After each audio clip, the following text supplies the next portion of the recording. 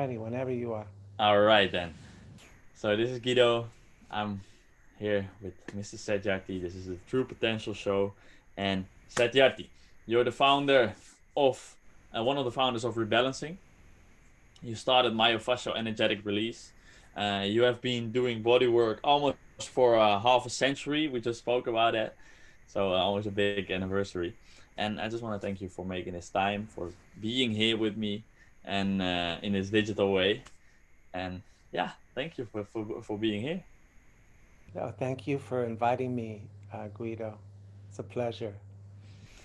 So yeah, we just spoke about it a bit, but I just want to ask you, like, okay, so you started with bodywork almost half a century ago, and currently, yeah, what do you still love so much about it? I'm very kinesthetic. I'm very feeling like I'm a feeling person emotionally, but also a touch person. I've always been somebody who loves touch, and I love people.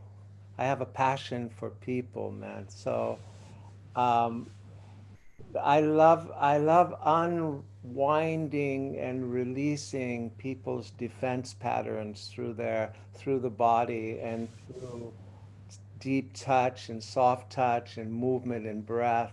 And I love the space that happens for people, but also for me, because helping people really helps me. Um, and I love the creativity. I find it a very creative art and science, body work or myofascial energetic release. And I love that. I love being creative in that way. It's like being an artist on the body, with the body, and releasing and like a shapeshifter, changing shapes of the body. Because working on fascia is the main tissue of shapeshifting. It will adapt and readapt, and it'll contract and hold a contraction when somebody's in a defense or when somebody is stuck in some traumatic holding pattern. And when you go in and start to release, when I go in and start to release it and work with it through touch, through breath, through movement, and also verbally, supporting them verbally, that traumatic event that's stuck in their soft tissue and stuck in their nervous system starts to unwind and starts to release. And it's then for me very interesting to follow it and to follow the release that's happening and to support people to come out of those deep holding patterns, those defense patterns, which imprison them, Mm-hmm. and bring only pain and suffering and actually bring the pain of separation that people live in. It's that prison of armor that people live in. I love releasing that and supporting people to come out of that, Mm-hmm. and with my touch and with the whole integrative style of work that I do, breath, touch, unwinding movement, spinal waves. Uh, and as that happens, then people start to expand in many different ways. Their body expands three-dimensionally, through their length, through their width, through the depth, front to back, and they'll Mm-hmm. start to find more and more expansional balance. Yeah, and they'll come back from the surface where people live. They live in the surface. That's the conditioning that we have, all of us, humanity lives under. This place where people are forced almost through their conditioning to live on the surface of life.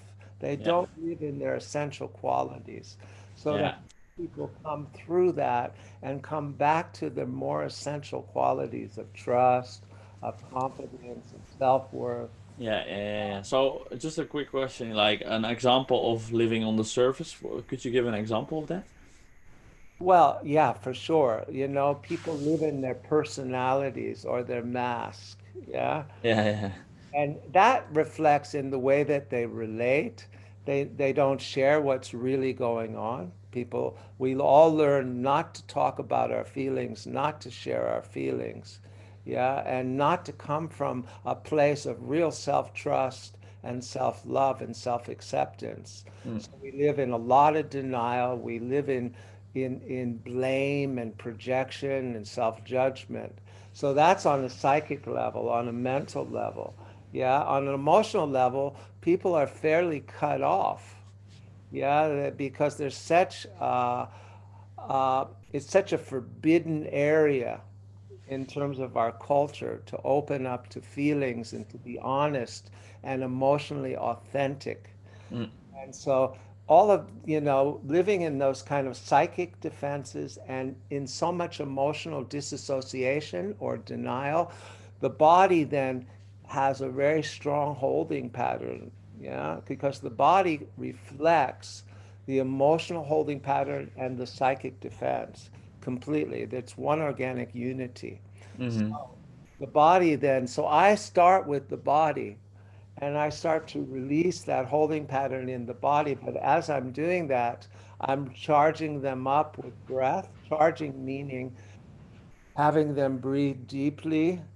And as they're breathing, they're starting to connect to that life energy to bring more energy in the body. And as they're bringing more energy, it pushes up against that armoring in the body. It pushes up against those psychic defenses because in our defense pattern, our energy shrinks to a place where we have a certain comfort zone and a certain level of energy. As Ah, the body releases, as the emotions start to come more open, and as energy starts to flow, then people become more contactful. They're connected to themselves and they're more connected to life force in general. okay, wow. Wow. Basic trust and self-love and self-awareness is just much more available to them. Hmm. Thanks for the more in-depth explanation. So I understand as well. Like this is like not something that you learned over a year or two. So you've been doing this almost for like half a century, as I said in the beginning.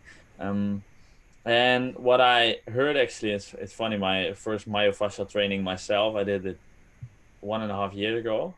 But what I heard like quite recently is that you um, yeah, did also sessions with Osho to Osho. Yeah, So yeah, can you elaborate a bit about that, because that's quite like a big name in the world, and yeah, yeah. you knew him personally, right? I live with Osho in his community. I mean, I went in 1976 to live with Osho, You and lived with Osho. yeah, and I lived in his commune in India. Mm. And it was an amazing commune. And one of the things that was really amazing about it also was that it had a great therapy and body work and healing institute there. At that time, one of the best in the world, I think. Okay, okay. What kind of body work if you There did you was do learn it? Rolfing, there was postural integration, there was Alexander technique, there was Feldenkrais, there was massage. Yeah, and there was everything. There was all kinds of dance Yeah. training, and there was acupuncture. There was shiatsu. There was all kinds of different body work offered Wow. there in individual sessions, and that's where we developed rebalancing with the help of Osho, With actually. the help of Osho, you developed rebalancing. Yeah, he supported us in it and gave us guidance throughout it, how to create it. And we created it, but he was guiding us also how to create it. Oh wow, wow. And if you I did sessions on him because he had a bad back at first. That was in 79, I think. And Osho had a bad back. he had a That low, you don't see that in the books. yeah, he had a low back pain. And then so I was called in to do sessions on him. And I did at that time, I did like 12 sessions on him, and that was an amazing experience. And then when later on in Pune 2, they called it, when he came back from America and landed in India again, started the commune, then he called me back because he had a bad shoulder. and I think I did then about 90 sessions on him. Nine zero. Yeah. And I did them every day. So, and it was an amazing experience to work on an awakened master like Osho. Um, he was he was just very innocent, very, it was in a way, in one way, very different than what you see when you hear him lecture Mm. and watch him lecture, and he's just so brilliant and strong, and when I did sessions on him, he was like a child almost. He was very innocent and open and soft and spacious, and very accurate. He would constantly tell me, "This is a pain point. Does everybody have a pain point here?" And I would say no. But he said, I have a pain point in the right side of my chest because the left side of my brain and is has something. And I said, I would have to think about that. I said, there's a connection. But he said, and then he started telling me things like with pain points, always work longer in pain points. Teach your people to always work longer in pain points. And he was teaching me, and he was asking so many questions as I was working. And I'd go home and study, because I knew I was coming back tomorrow, and I wanted to have more answers and more information. Yeah. uh, so I think he was doing that on purpose, just to get me to like and then the actual experience energetically or emotionally was that I would do the session, and during the session, it was nothing normal about it. It was extraordinary. But during the session, I would do the work, and it was very interesting how he would respond and everything. And then when I'd walk out of the session and move into the community, I would be like, I would be so high. Mm. I didn't notice it during the session because I was just in the work. But when I come out of the session, I was in a different plane of consciousness. I got an incredibly big contact high from him, and Yeah, yeah, I can that imagine a bit of it, but and hours. And it was a very deep, silent space that I would feel, and it was beautiful. Um, and that was a transmission directly from him to me. mm, And he was just so elegant and graceful as I was working on him, in the way that he spoke. I would work very deep into painful areas on him, and he would never change his breathing. Like everybody changes their breathing when you go deep into a pain area. You mm, start to breathe, just to deal with it. But his breathing mm.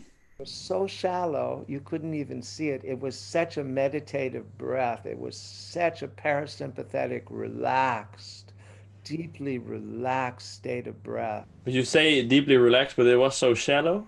Shallow in the sense that when you're so relaxed that you don't need much breath, Oh wow. slows So, down. but his breathing was also very long and. I would hardly notice his breathing. He was never, what I was trying to say is he was never reactive, Mm, never reacted to any pain or anything. And you could see that what he shared about an awakening was that, you're not the body, you're not the mind, you in your essence are being. You are just being that connects everything together. And once you live that, you could see it in the session that he wasn't reacting to his body pain. There was no sense of reaction. He was able to just be in his being, you know. And that was an amazing thing to witness and wow. be present to. And he played tricks on me also. He would do things like, and somehow it was like he would play little tricks on me. And because he was Osho and I was working on him, it was very clear, even though I did all this work on him, that I was getting a lot more out of the sessions than he was. That was that was without saying. That went without saying, you know. Yeah, exactly, exactly. And and he was very loving, extremely loving to me, like kind of love that you don't ever experience during these sessions. It was so soft and so present. You know, it just had so much presence and so much love. And I could feel that love, and it would relax me and Mm. penetrate me so much. It just, at that time of my life, and that 3 months at that stage, the first time I did it for 10 days years before, but that time of my, that 3 months, I was opened up to something that I had never experienced in my life before on a So level it transformed you in so many ways. transformed me, and it transformed my work also. Mm. My work changed from that. You know, it became softer, it became deep but softer. It became they had more I had more presence in my touch. Um, my work became more meditative. You know, I was more in a state of present awareness when I was touching, more receptive, and I had the ability to transmit more divine energy, more of my spirit and heart through my hands than I did before I did all those sessions on Osho. It was very transformational for me, and also Hmm. obviously then for my work, you know. Yeah, yeah, yeah. Ah, amazing, amazing story. So yeah, I think this already so giving so much questions. I mean, at me, I will like watch this back and check like, okay, do I have other questions about it? But one thing that stood out as well for me was like, so there was a massage, but it was you called it really separate because I never feel like I should call myself like a masseur or massage therapist alone because that just like creates a sort of too much boxed in feeling. And you really said it just like a couple minutes ago as like something on itself, right? You said like shiatsu, you have different versions of bodywork. So how would you describe like the difference between myofascial energetic release and yeah, a normal massage?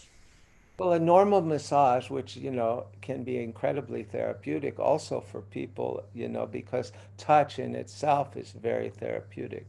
But Mm. the most like normal massage where you use oil and you do, you know, long strokes like Swedish and Californian massage, you do long strokes, is to relax people and to give them a sensual experience of touch. And in itself, that's very healing, that deep relaxation. Somebody has great hands and you're receptive. That's a very healing thing. But myofascial energetic release or body work is very different because it's not about relaxing people, it's about opening people, you know, bringing them out of their defense, bringing them out of their holding patterns. Everybody's stuck in a holding pattern. And, you know, this is deep body work is about bringing people out of those holding patterns, releasing that armor that we Releasing the armor, huh? they So start how, to connect back into places that are very therapeutic, you know, and it's emotional. It can be emotional. You can open people up emotionally through it. You also, with myofascial and work with those emotions, you learn to somehow work with those emotions as people are starting to open it up. It's trauma informed, you know, mm, because these days trauma is a catchword and everybody hears about that word and starts to understand it a little more. And so the myofascial energetic release is trauma informed to understand the basics of how to work with people when they start to open to trauma. Because deep touch, when you release that armor in people, what's underneath that armor is their trauma, is their mm, emotional holding patterns, is their sadness, is their anger, is their fear. Yeah, I mean, lately a lot I've been working with the 27 zones of fear in the body and yeah, yeah, super interesting. people that this is a zone of fear now, and this is this fear, this is that one, this is this one, and starting to have them breathe into it and work with it as I touch and move through it, and not just release the holding pattern of the body, but release. and melt down that fear pattern that everybody gets frozen by. Yeah, and if I can ask a question about like that specifically, like how did you recognize your own like holding patterns? Was that already in the Osho community, or how did it go? Well, I recognized my holding patterns like when I was like 14 or 13. No, I think I was 14 or around 14. And it was 1966 in Mill Valley in California, in San Francisco, right over the bridge, Golden Gate Bridge. And it was hippie time. And all the spiritual teachers were coming in, and I was just feeling like I was in a trap somewhere. I wasn't living a bad life. I was okay, but I was in a trap, and I felt trapped inside myself. I felt there has to be something more than this. I have to come out of this, of the shame, the fear, insecurity, which I could cover very well with my personality, but I was aware of it. And so I started, journeying into, what was around, which was in those days there was Indian gurus around, and I was learning meditation and trying to meet somebody who inspired me, and that way I was learning massage. That was when I was around 16. I did my first massage, small weekend massage course. And it was, because the hippie movement, the humanistic psychology movement was really growing. And I was in the kind of center of it, living in San Francisco area. So there was all this available. Even dynamic meditation was there, which came from Osho. And I did my first dynamic, I think, when I was 18. And in somebody's course, I did this course, and they did a dynamic meditation, and that was very interesting. That was the first time that I confronted my emotional body. That was the first time. Hmm. You Uh, confronted your emotional body. yeah, like in the sense that I confronted that I was aware that, wow, I'm holding so much inside, and I'm not bringing it out. I'm not exposing it. I'm not living in a way that I can be free.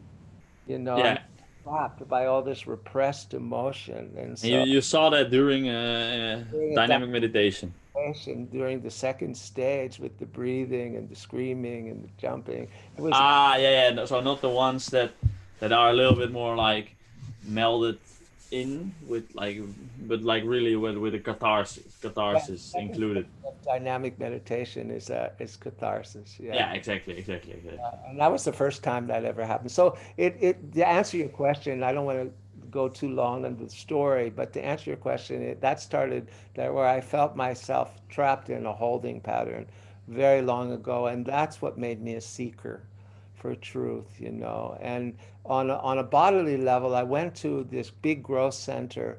I was a professional dancer when I was young. I was in my early 20s. I got in a company, and like when I was 20, actually, I got in a dance company. It was African jazz, and then from there, I was disillusioned by it. We were traveling some and doing shows, and I was learning a lot, but it wasn't helping me grow. It was creative and it was cool in one way, but it wasn't what I was looking for. I thought it was, Hmm. but it wasn't. So then I went to Esalen, and there was dance therapy with Anna Halprin, which was one of the pioneers of dance therapy. She probably was the pioneer. And Dance therapy. That sounds already interesting. I did a group with her there. And there was a Rolfer, a structural integrator there. That was in 72 or 73, I can't remember.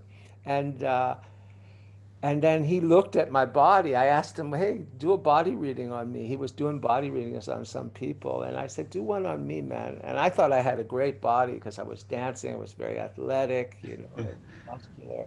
And then he just like looked at it, and he took me apart. Basically, he said, "This is not connected to this. This." I was very psychopath, or I was very held up in Yeah. character structure. It was like that narcissistic character structure, and he just looked at it, and he just basically said structurally this is not balanced with this, and this is too much up, this is too tight here, this is that, my legs were turned out, and I was like, whoa, I didn't know any of that, man.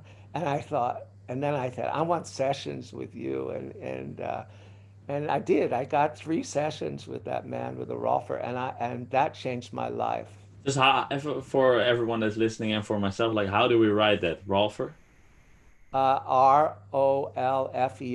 Its Yeah. structural integration came from Ida Rolf, and yeah, yeah, Rolfing, yeah. Yeah, so it's like this. Ida Rolf was the creator of deep body work, basically. She was the one, and she started in the 50s, and brought it. Yeah, that's right, Rolfing, like Yeah. that. And yeah, and that just was like mind blowing. And it didn't just change my body, because then I ended up getting 10 more sessions, not from him but somebody else, because I didn't stay in Esalen. I went back to San Francisco, got 10 sessions from Jack Painter, and he worked emotionally too and energetically, and that changed my life. It has such a deep impact on me, on the body, but also emotionally. It just, so many new spaces came available to me through that work. And it just opened me up to something that was very surprising. Hmm. Know through deep body work that there's something like that could happen. And it did. And so that was it for me. I was hooked. Yeah, and you still are, as how you sound, right? Yeah, I'm still hooked. And when I receive a session, a good session, I'm like, wow, this is, Can you like cover like something about that? Like, what makes something a good session? I know it's like more about feelings as well and like connection, like tuning in. But could you say something about it? well, you just now, I taught a training in France, right? Yeah. And actually there was uh, a student of mine who's full-time, she does mayor in France, and Mm. my organizer also does mayor. Uh, she's really good, and they gave me a forehand session of deep body work, and for about an hour and 15 minutes, and I came off that table. I mean, it was good because both of their touch was really, really good, and it released a lot of holding in my body, and it woke me up. It woke the body up, because fascia is the most central system of the whole body. It has 250 million sensory nerves, way more than any other system in the body. So when the fascia releases, and when somebody can release it with their deep touch and really, Yeah. uh, it just, the body awareness or the felt sense, what you feel, just grows and grows, because it takes it out of that space of being kind of anesthetized into a space of sensory awareness. So I came off that table and I was much more embodied, and it lasted like for days, and it was just through that one session, through these 2 students of mine, and it was very good work, actually. And I was like, wow, as a body worker, teacher, and giver, um, one has to receive the work, because then you really feel the power of the work. Exactly. Yeah, yeah. I deeply agree. It's like about, and otherwise, yeah, you become so much cut off. Like you're just promoting it. Like, yeah, it's good, but then you don't exactly reap the benefits yourself deeply, right? Yes. Yeah, yeah, and every time I receive a session, and here I go. Sometimes there's a rolfer here who actually did the rebalancing training with me years ago, and then he became a rolfer, and now he does rolfing full time, and uh, and I go to him for sessions, and he's good. He's good, man.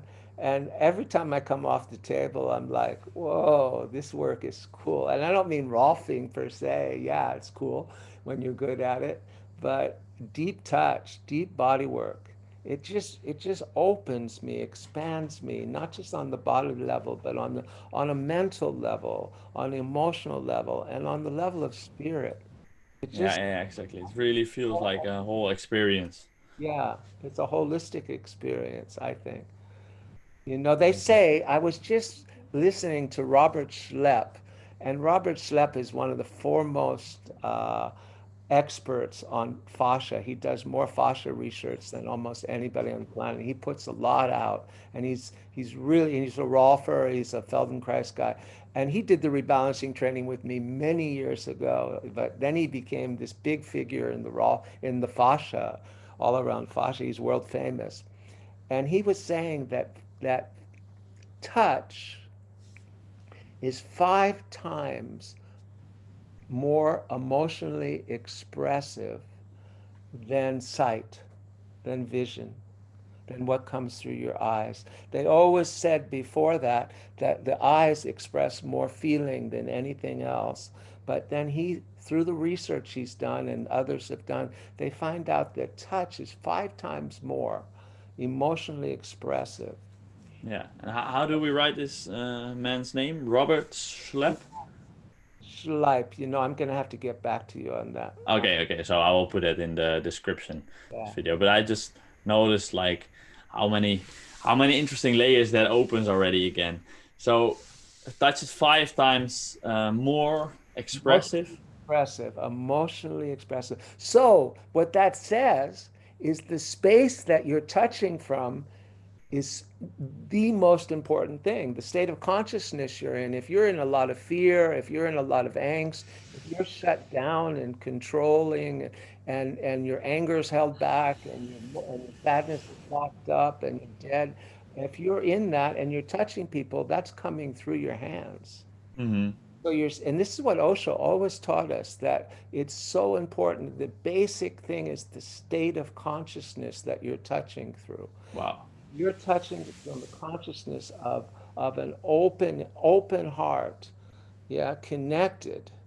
Then that's the transmission you're giving people, that people are receiving, is that open-hearted transition. Of course, technique is incredibly important.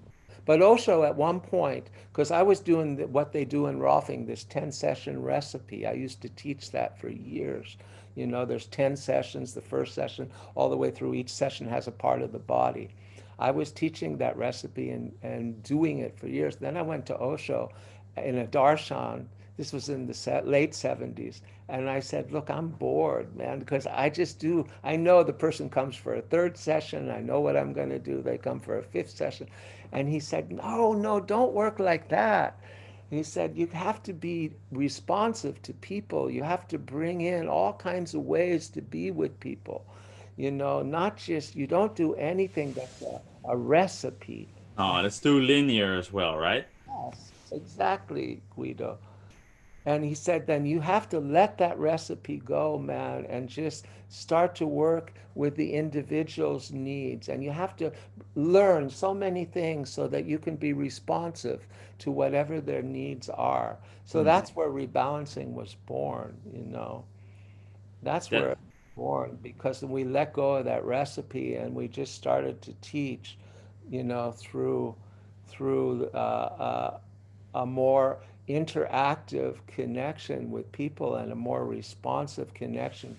and then Osho said that, and then step by step he helped you and a couple others Well, there was, found. yeah, because the beautiful thing in Pune at that time was that nobody was working from home. We were all just doing it to be there. And so nobody was, we were just doing our sessions or teaching our trainings. And everybody then, now, in the world, it's not like this. Outside, that was the commune with Osho. In there, everybody would share with everybody, this is what I do, what do you do? I would be so interesting. So we shared with all the different types of body workers and everything. And everybody was very openly sharing what they're doing, Hmm. and everybody was learning from everybody else, and there was no competition in that. There was no. we have to hold to our system. Our system is the best. Nobody had that. It was like, let's learn from each other, man. And Awesome, man. That sounds great. So, and Osho, I mean, I personally have not like been very much studying person of books of Osho, but I know a lot of people have. And he has been criticized as like every famous person has been criticized also to be just very commercial, right? And be like, do you know when you met him personally, you knew him personally? it's not so much commercial, but materialistic. Yeah. Yeah, yeah, Osho's idea, because Osho came in and to India through India, and the whole thing of a sannyasin, he called his disciples sannyasins. Traditionally, sannyasins are uh, seekers of truth, and they wear yeah, in those days they wear orange clothes or white clothes, and they're just seekers of truth. But they give up the pleasures of the body, and they just go in because the pleasures of the body, they say, the traditional people say, is a distraction from truth, and you don't want to be distracted. Osho said that his idea of the new man was Zorba the Buddha. Zorba meaning Zorba the Greek, a man of the senses. Zorba the Greek was a great book and a movie done on it. But Zorba was a man of the senses. He was a man of sexuality, of love, of dance, of pleasure. And he made the new man Zorba the Buddha so that you never give up your sensual life and you don't give up all of that. And that's this whole idea that the world got, that he's a materialistic man. They misunderstood him completely, mm, especially the New Age and the spiritual people. They misunderstood him completely. And then he threw it in America's face because there we were in America in this, big community, and he got Rolls Royces. yeah, yeah. Exactly, exactly. He got the Rolls Royces, and he liked driving a Rolls Royce. He loved Yeah, but it. he got more than one, right? He got many, and uh, and the idea was it was just to throw it in America's face. America being the biggest materialistic country in the world, and he was getting news. Osho, in the third year he was in the state of Oregon, he got more news than any other man. Most Yeah, bad news, but he didn't care. It was news. And so he was putting it out that he was a man. He wore amazing diamond watches, and he drove in a Rolls Royce and different Rolls Royces, and he would pimp the Rolls Royces. He would paint them like pimp colored, sparkles and gold and sparkles, and he would just pimp them out, man. And then he would ride in these, and they think, oh God, how can a master of truth be so materialistic? But yeah. he was saying, hey, you should be materialistic. You live the life totally. Your life totally. There's nothing wrong with that. No, no, no. He had so many Rolls Royces just to get so much publicity and to get America like pissed off because he was a provocateur, man. Yeah, That's exactly, exactly. Like that is provoking. something that I was actually gonna ask. So have you have a conversation with him about this, like why he was doing this, or like that he? No, no, those kind of things. As a disciple, you didn't have like normal conversations with Osho, man. It wasn't part of the. There was a lot of people there in Yeah, this place, and the other thing that was people didn't have normal conver. He wasn't. That wasn't what it was about. no. But he talked about it. But he was joking around, I guess. No, he talked about it in lectures. Okay, okay, okay. That's So why he was doing that, and that was why, man. He was trying to just bring it out so America would just go, what? Everybody noticed him. It was like a huge thing for the news. They just ate that up, man. And then he got huge publicity through it. And it was a way of provoking, you know, yeah, wow. idea that an enlightened master can't be a man of pleasure, can't be sexual, can't be any of the stuff he was in. Live your body totally. Yeah, yeah, yeah. Wow, but that's such a message. Well, what you bring out, and especially like if you say it like this, it makes total sense that you got more and more attention because of those things on the things that he was actually behind, yeah, that he was bringing out. Yeah, exactly. Exactly. Amazing. Sounds just like such a funny time to experience.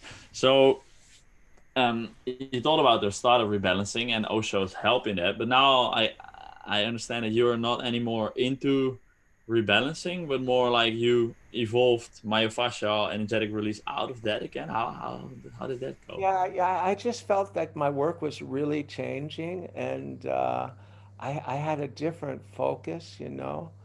And I went through a whole process of actually giving up body work for 7 years and just leading therapy groups and learning about how to lead therapy groups and leading therapy groups. I wanted to do that, and I did that straight for 7 years and hardly did any body work. I didn't teach any trainings. Uh, and then when I decided I don't want to continue that, I want to do some therapy groups, which I still do.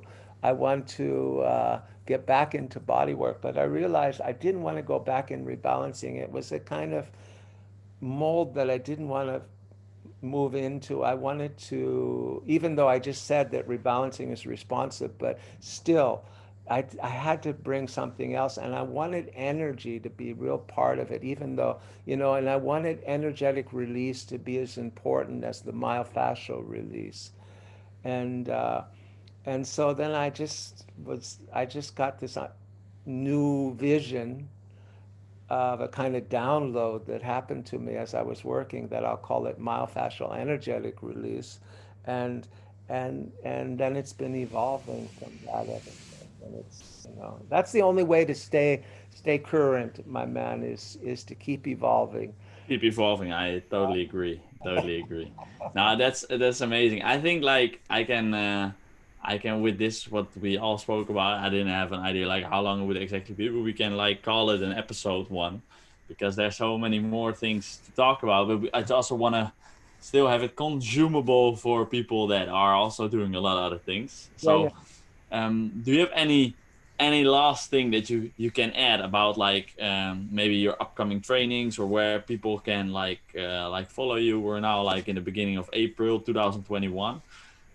So I mean, they can go on my website, myofascialtrainings.com, and myofascialtrainings.com, and it has, like, I do trainings in Greece. I do a training in Greece in May right now. and that is level three centering, is it? About Yeah, the yeah, it's the pelvis. yeah.